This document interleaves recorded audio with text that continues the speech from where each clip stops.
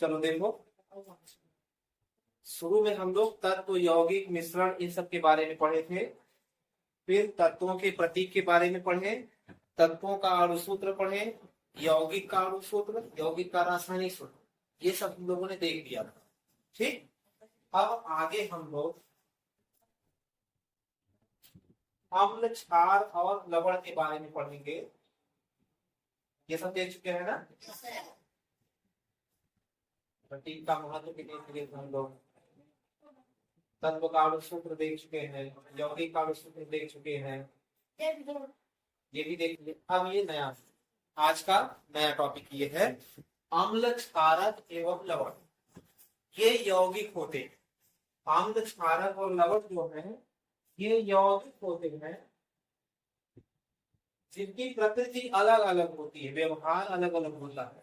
ठीक है ना। अम्ल और क्षारक, लवण, आइए देखते हैं क्या है ये सब। हम अपने दैनिक जीवन में बहुत से पदार्थों का उपयोग करते हैं। ठीक, कुछ का खाने पीने में, कुछ का और काम में प्रयोग करते हैं।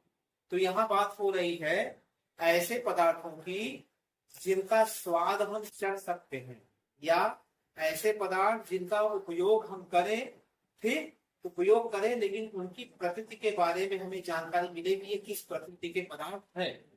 ठीक, जिनमें कुछ पदार्थों का स्वाद खट्टा, बहुत से पदार्थ हम लोग प्रयोग करते हैं, लेकिन उन सभी पदार्थों में कुछ पदार्थों का स्वाद खट्टा होता है, कुछ का कड़वा होता है, और कुछ का मीठा होता है, कुछ का नमकीन होता है। हमें अलग अलग पदार्थों का स्वाद अलग अलग तरह का मिलता है, ऐसा। अब देखिए, स्वाद के अनुसार हमें जैसा स्वाद मिलता है, स्वाद के अनुसार हम पदार्थों को बता सकते हैं कि यह पदार्थ अगर खट्टा है तो कैसा पदार्थ है, मीठा है तो कैसा पदार्थ है, नमकीन या कड़वा है तो कैसा पदार्थ। तो इस तरह से हमारे पास एक पदार्थ आता है जिसको बोलते हैं अम्ल या एसिड। हिंदी में अम्ल, इंग्लिश में एसिड कहेंगे। ये जो एसिड शब्द है, ठीक, ये क्या है? ये पदार्थ जिन पदार्थों का स्वाद खट्टा होता है, आप अपने जुबान से चखिए, अगर उसका स्वाद खट्टा है तो वह पदार्थ अम्ल कहा जाएगा। उसमें एक विशेष प्रकार का यौगिक पाया जाता है। जो पदार्थ खट्टे होंगे उनमें एक विशेष प्रकार का यौगिक होता है जिसको अम्ल या एसिड कहा जाता है। एसिड शब्द जो होता है वह लैटिन भाषा के एसियर शब्द से, लैटिन एक भाषा है, जैसे हम लोग हिंदी है, इंग्लिश है, वैसे ही लैटिन भी एक भाषा है, ठीक है ना, यूनान देश की भाषा है। तो इसी भाषा में अम्ल को एसियर कहा जाता है, एसिड को एसियर कहा जाता है, ठीक है ना। इस प्रकार जो पदार्थ स्वाद में खट्टे होते हैं वो एसिड कहलाते हैं। जैसे नींबू का रस, संतरे का रस, सिरका, दही, इमली, कच्चा, इनके स्वाद खट्टे होते हैं। खट्टा स्वाद होने के कारण इनमें अम्ल यौगिक पाया जाता है। इन पदार्थों में जो यौगिक होता है उसी को अम्ल कहेंगे। जैसे नींबू के रस में जो अम्ल है उसका नाम साइट्रिक अम्ल है। संतरे में जो यौगिक है, जो अम्ल है, उसका नाम साइट्रिक अम्ल है। सिरके में जो अम्ल पाया जाएगा उसका नाम एसिटिक अम्ल है। दही में लैक्टिक अम्ल है। इमली और कच्चा आम में टार्टेरिक अम्ल होता है। आप समझ गए? ये अम्लों के प्रकार ये हो गए। अम्ल हमारे बहुत तरह के अम्ल हैं, अलग अलग पदार्थ में अलग अलग प्रकार के अम्ल पाए जाते हैं। अब आते हैं अम्लों का वर्गीकरण। अभी ये देख लिए हम, अलग अलग पदार्थ में अलग अलग प्रकार के अम्ल पाए जाएंगे ना। अब अम्लों का वर्गीकरण करेंगे। अम्ल कितने तरह से हम बांट सकते हैं? अम्लों को उनकी प्रबलता के अनुसार, अम्लों को उनकी प्रबलता, प्रबलता मतलब ताकत, क्षमता, प्रबलता मतलब ताकत या क्षमता, ठीक है। प्रबलता के अनुसार वर्गीकृत किया गया है, जिसका विवरण निम्नलिखित है। सबसे पहले आते हैं दुर्बल अम्ल। दुर्बल माने कमजोर, दुर्बल माने कमजोर।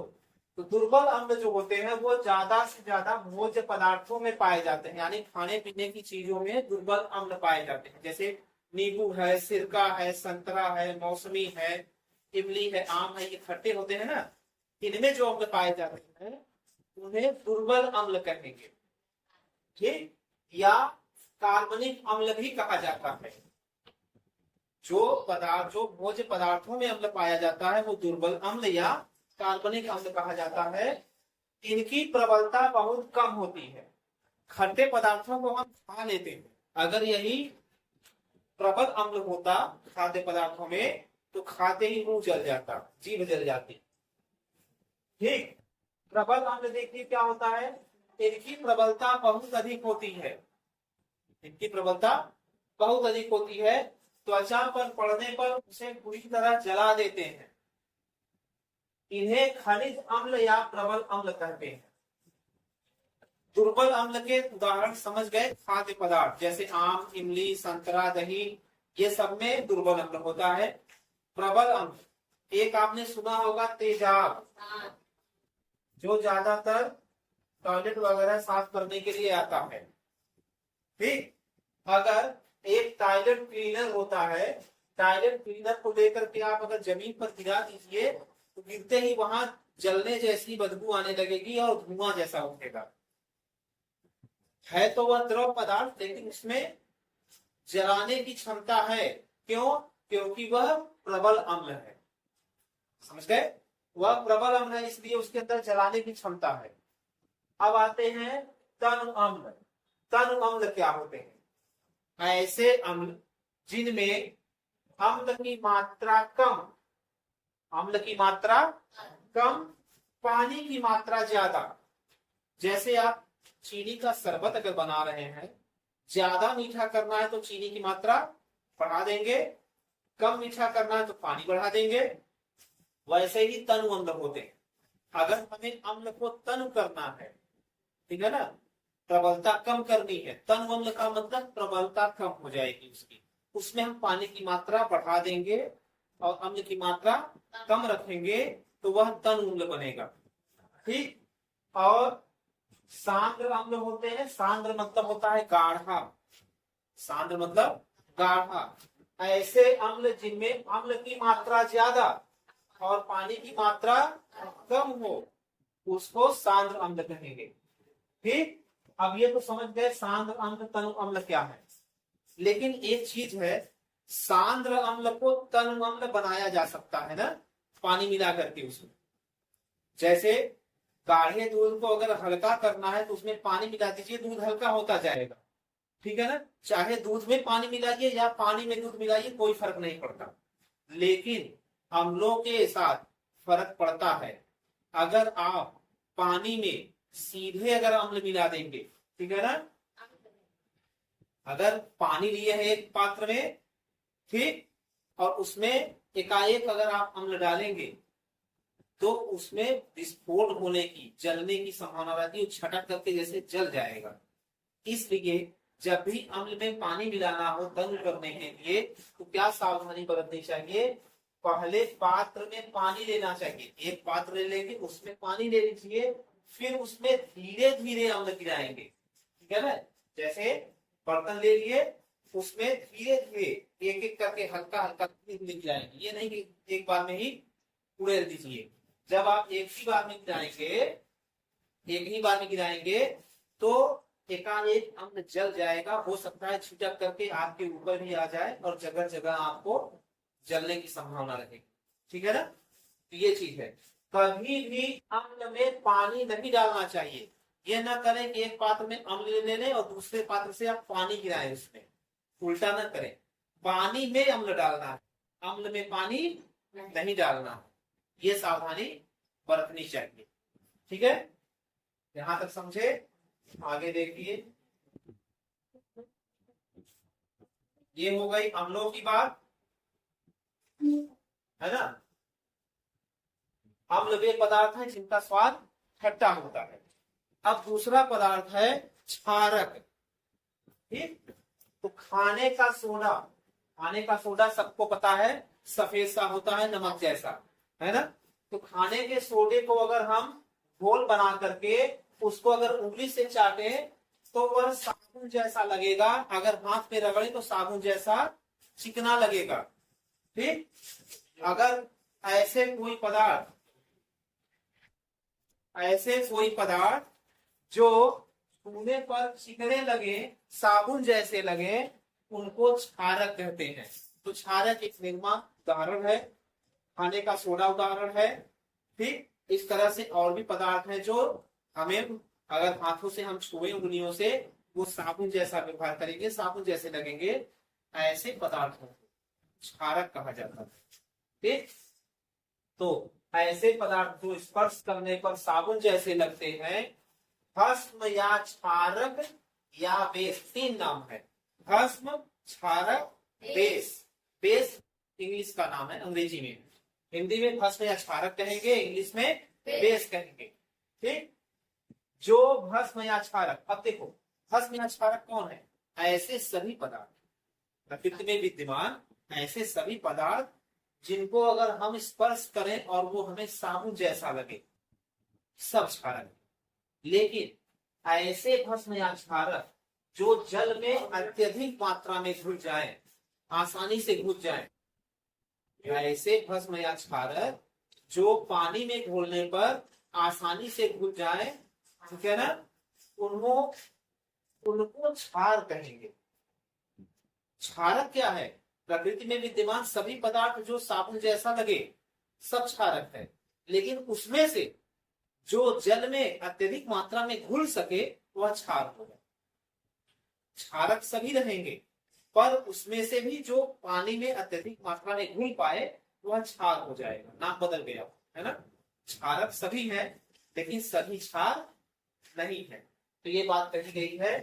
जैसे ये है NaOH, इसको बोलेंगे सोडियम हाइड्रोक्साइड, इसको बोलेंगे KOH, ठीक है ना, पोटेशियम हाइड्रोक्साइड।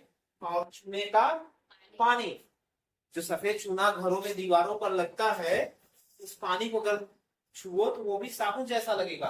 पोटेशियम हाइड्रोक्साइड भी साबुन जैसा, सोडियम हाइड्रोक्साइड ये भी साबुन जैसा।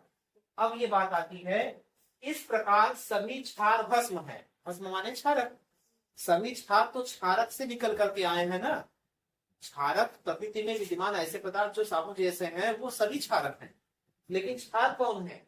जो पानी में अत्यधिक मात्रा में घुल पाए वही क्षार कहे जाएंगे। इसलिए सभी क्षार तो भस्म है, लेकिन सभी भस्म क्षार नहीं, क्योंकि सभी क्षारक पानी में अत्यधिक मात्रा में नहीं घुलते। ये बात समझ में आ गई नहीं है तब? अब आती है बात अम्ल एवं क्षारक की पहचान करना।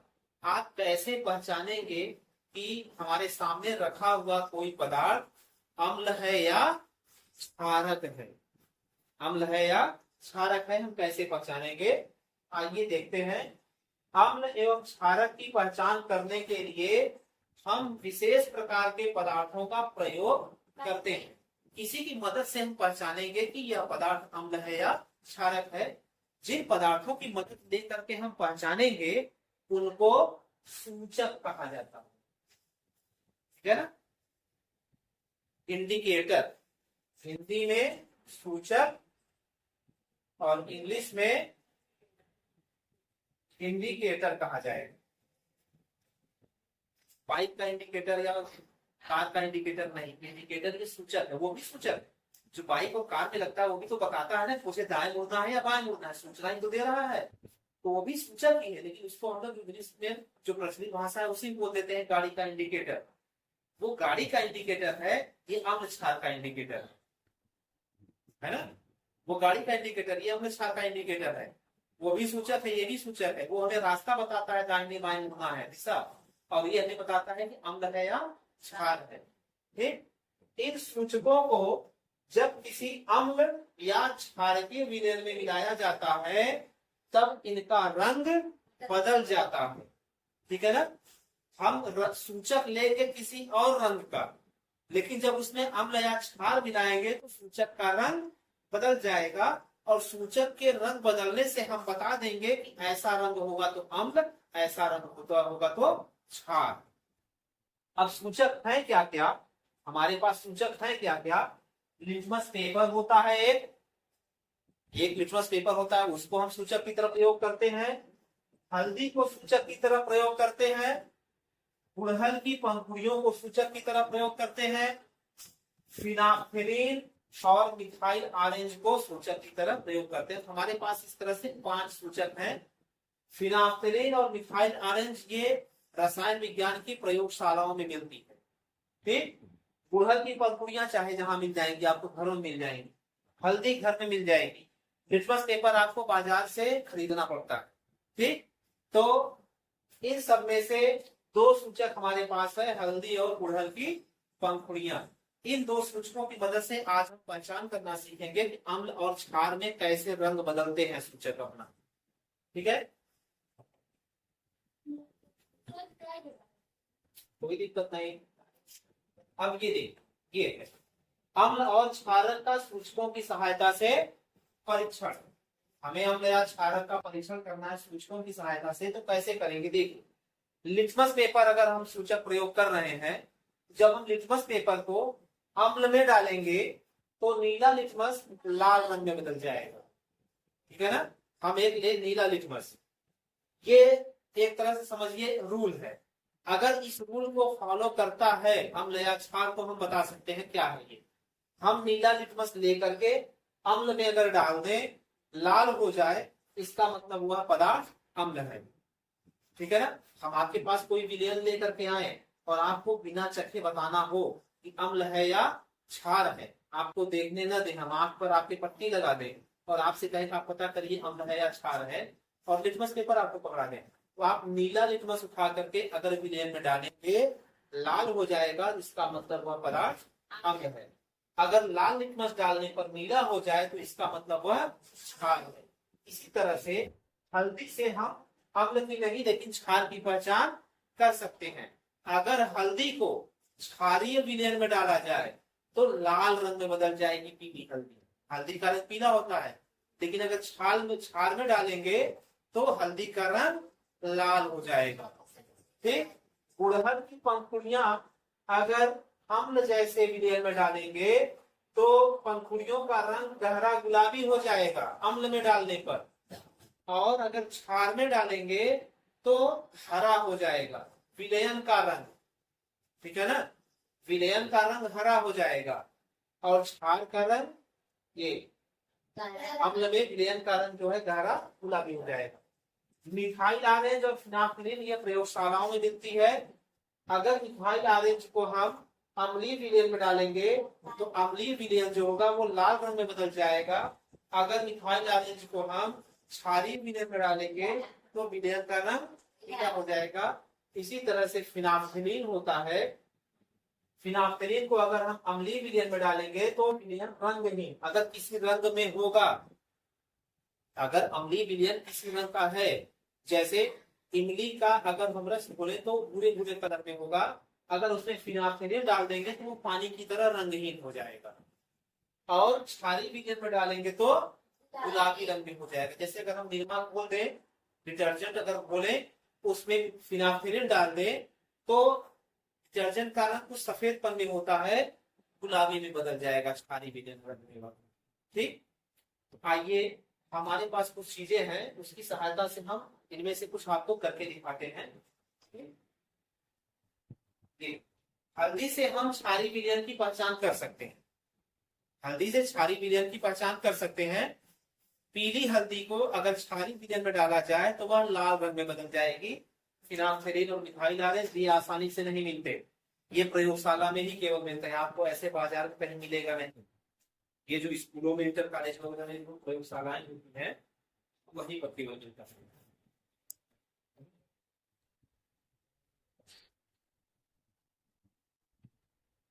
ठीक, चलो फिलहाल इस चार्ट से आप बता सकते हैं कि अम्ल के साथ सूचक कैसा व्यवहार करते हैं और क्षार के साथ सूचक कैसा व्यवहार करते हैं। अलग अलग सूचक अम्लों के साथ अलग व्यवहार और क्षार के साथ अलग व्यवहार करते हैं। इससे हम बता सकते हैं, ठीक, सूचकों की सहायता से हम अम्ल और क्षार की पहचान कर सकते हैं। ठीक है ना, ये चीज यंगस्टर। इसके आगे दैनिक जीवन में प्रयोग होने वाले कुछ अम्ल और क्षार जो यौगिक के रूप में होते हैं उनके बारे में पढ़ना है। वो हम अगली क्लास में देखेंगे कि वो कौन कौन से यौगिक हैं जो अम्ल और क्षार हैं और जिनका प्रयोग हम अपने दैनिक जीवन में करते हैं। ठीक है ना, कहाँ